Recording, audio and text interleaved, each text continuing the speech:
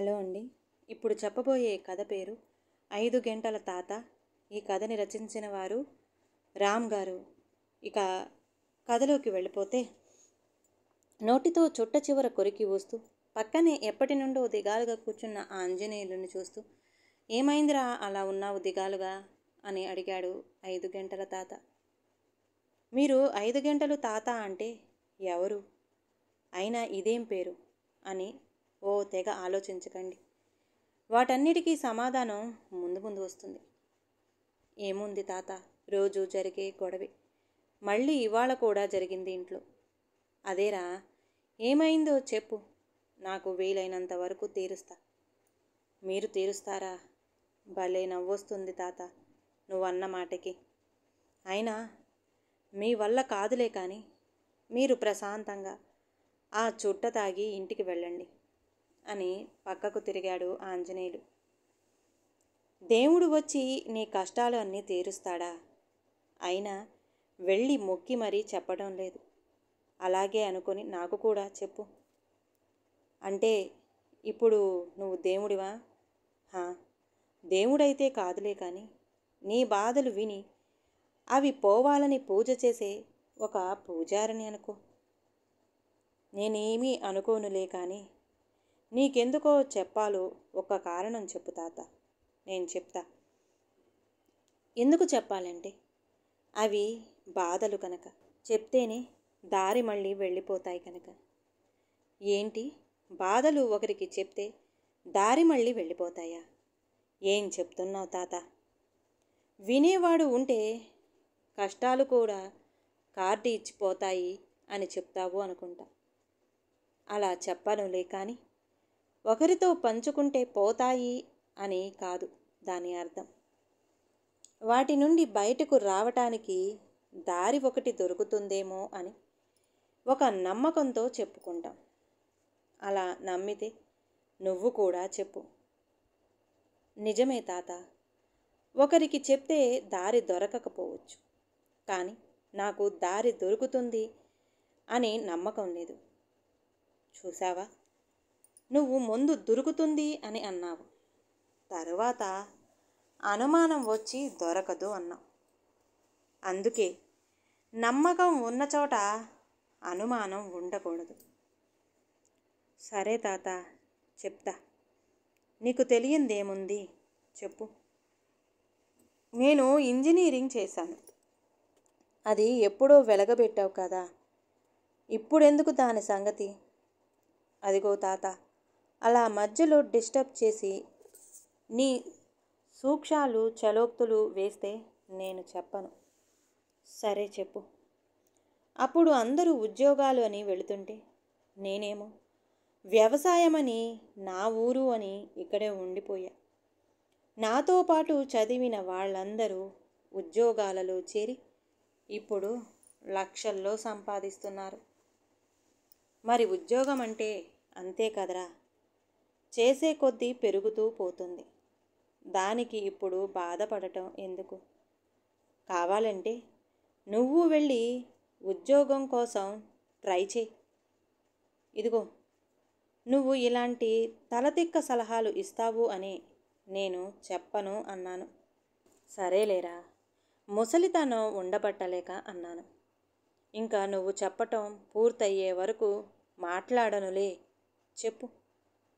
నిజం ఏమిటంటే తాత, నేను వ్యవసాయం మొదలుపెట్టే సమయానికి మా ఆస్తి 30 ఎకరాలు.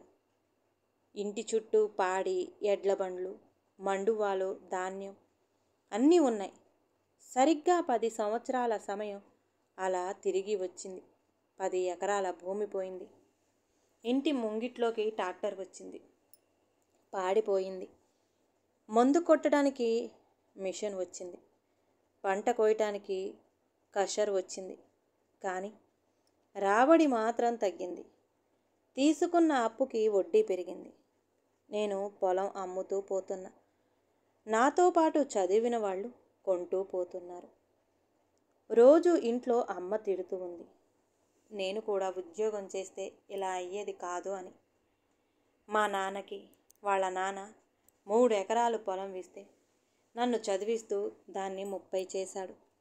నేను ఇంకో 20 చెయ్యలేనా? మోడ్రన్ వ్యవసాయం చేసి అని ఇందులోకి వచ్చాను. ఇప్పుడేమో ఇలా. అందుకే ఏం చెయ్యాలో అర్థం కాక. అంటే నీ బాధకి కారణం ఇంట్లో మీ అమ్మ అంటున్న మాటలు, నీతో చదివిన వాళ్ళు ఉంటున్న విధానం, అంతేనా? ఒక్క మాటలో చెప్పాలి అంటే అంతే తాత. అరే, నీకు సలహా ఇచ్చే ముందు ఒక్క ప్రశ్న అడుగు తాత. ఇప్పటికీ నీ నిర్ణయం వ్యవసాయం చెయ్యాలి అనేనా లేక ఉద్యోగమా? నాకైతే వ్యవసాయం చెయ్యాలనే ఉంది తాత. మా మంచి నిర్ణయం. నీకు ముందుగా ఒక కథ చెప్తా, అది విన్నాక సలహా చెప్తా. సరే తాత. నీకు మన చాకలి సుబ్బడి కొడుకు వెంకటేశ్వర్లు తెలుసు కదా? అదే మనందరం ఎంకడం అని పిలుస్తాను. తెలుసు తాత. బంగారం కొట్లో గుమస్తాగా పనిచేస్తున్నాడు. వాడే. వాడి జీతం ఎంతో తెలుసా? మొన్న కనపడినప్పుడు 10,000 అన్నాడు తాత. నీ ఇంట్లో పాలేరికి ఎంత ఇస్తున్నావు? ఇంచుమించు అంతే ఇస్తున్నా. మరి నువ్వు నీ ఇంట్లో పాలేరుకి ఇచ్చే అంత డబ్బుతో నీతో చదివిన నీ దోస్తుగాడి కుటుంబం ఎంత హాయిగా బతుకుతుంది అనే విషయం ఎప్పుడైనా ఆలోచించావా? అసలు ఇప్పుడు ఉన్న కాలంలో ఒక కుటుంబం 10,000తో హాయిగా బతకగలిగితే అంత డబ్బుని ఒక 10 మందికి ఇవ్వగలిగిన స్థానంలో ఉన్న నువ్వు ఇంకా ఎంత హాయిగా ఉండాలి చెప్పు. అయినా నువ్వు లేవు అంటే కారణం నువ్వు చూస్తున్న విధానం. నీ దగ్గర ఉన్నదాన్ని రెట్టింపు చెయ్యాలి అనే తపన. ఆ ఉద్దేశంతో నీకు తెలియని ఎన్నో రకాల యంత్రాలు, మందులు, విత్తనాలు ఇలా అన్నీ కొత్తగా వాడావు. అవే నిన్ను ఇప్పుడు బాధకి గురి చేస్తుంది. అలా అంటావు ఏంటి తాత? నేను అవి వాడి పంట బాగానే సాగు చేశాను కదా. ఆ టైంకి రేట్ లేక ఎలా అయింది. రేటు లేదు, గవర్నమెంట్ కొనటం లేదు అనేవి తప్పించుకునే మాటలు. సరే, ఒకటి చెప్పు. నువ్వు వాడిన వాటి వల్ల మీ నాన్న వాళ్ళు పండించిన దానికన్నా 1 కింటా ఎక్కువ పండించావా? లేదు. నాకు తెలుసు. ఇప్పుడు కారణం కొత్త రకం పురుగులు, అంతేనా? నిజం ఏంటి అంటే ఇవన్నీ మీరు వేస్తున్న పంటల వల్ల, వాడుతున్న విత్తనాల వల్ల, సాగు చేసే విధానం వల్ల జరుగుతుంది. మీరు ఎప్పుడైనా పంట మధ్య సంధికాలం వదిలి వేరే పంట సాగు చేశావా? సహజ పంటలు అయ్యాక గేదెలకి అవసరమైన పెసర, జొన్న పంటలు వేశావా? మనం పండించిన పంట నుండి విత్తనాలు తీసావా? వేప కషాయంలో విత్తనాలు ఉంచి నాటావా?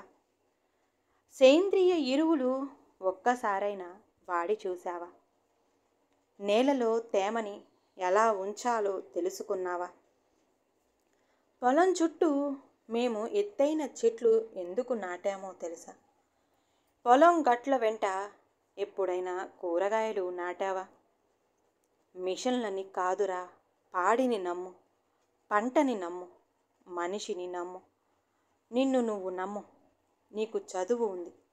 కొత్త తరానికి ఏది అవసరమో తెలుసుకో. ఎలాంటి పంటలు వెయ్యాలని అని ఆలోచించు. ఎవరో ఒకరు ఒక రకం వేసి లక్షలు వచ్చాయి అనగానే నువ్వు వెయ్యటం కాదు. నీ నేలలో ఏది పండుతుంది అని తెలుసుకో. నచ్చిన పని అన్నావు, ఇష్టంగా చెయ్యి. ఇంట్లో నవ్వుతూ తిరుగు. అప్పుడు మీ అమ్మ ఏమంటుందో చూడు. అయినా నీ స్నేహితులు మహా అయితే ఒక 10 ఎకరాలు కొంటారు. కానీ మళ్ళీ అవి పంటలు పండించడానికి నువ్వే కావాలిరా.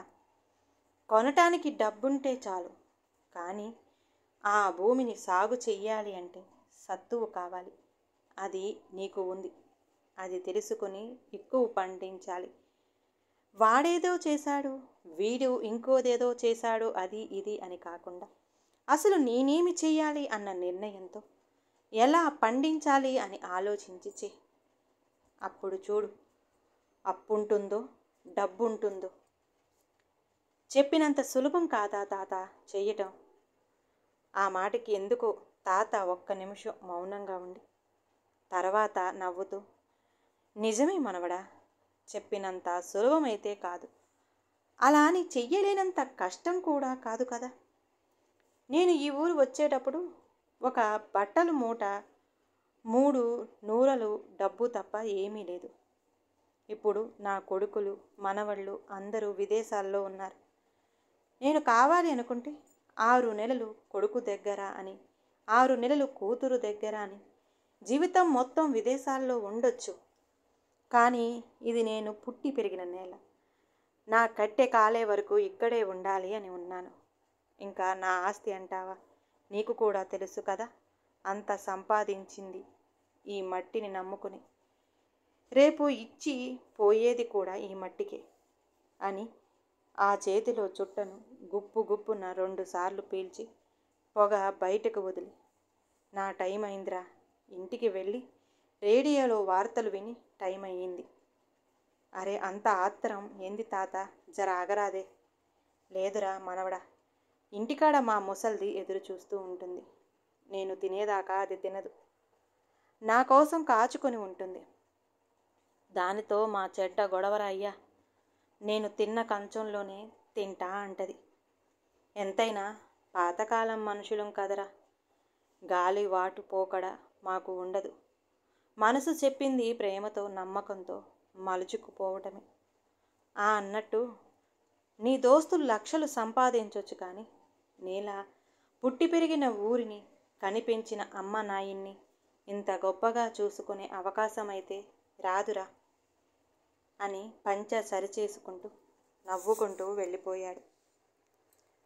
నేను తాత చెప్పిన మాటల గురించి ఆలోచిస్తూ నేను చేసిన తప్పుల నుండి ఏం నేర్చుకోవాలి అని అర్థమైనట్లు తోచి ఇంటికి నవ్వుతూ వెళ్ళాను.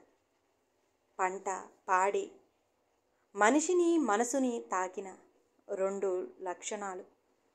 అవి మనిషి ఉనికి ఉన్నంత వరకు ఉంటాయి, కానీ ఈ యంత్రాలకు దాసోహమని వాటిని అంతరించిపోయేలా చేయకండి. ముందు తరానికి అది మట్టికి మనిషికి మధ్య ఒక బంధంలా, ఒక అద్భుతమైన ప్రపంచంలా పరిచయం చెయ్యండి. ఈ కథ కనుక నచ్చితే ప్లీజ్ అండి లైక్ చేయండి. అలాగే ఛానల్ని సబ్స్క్రైబ్ చేసుకోవటం మాత్రం మర్చిపోమాకండి. మీ విలువైన అభిప్రాయాన్ని కామెంట్ బాక్స్లో కామెంట్ చేయండి. అందరికీ ధన్యవాదాలండి.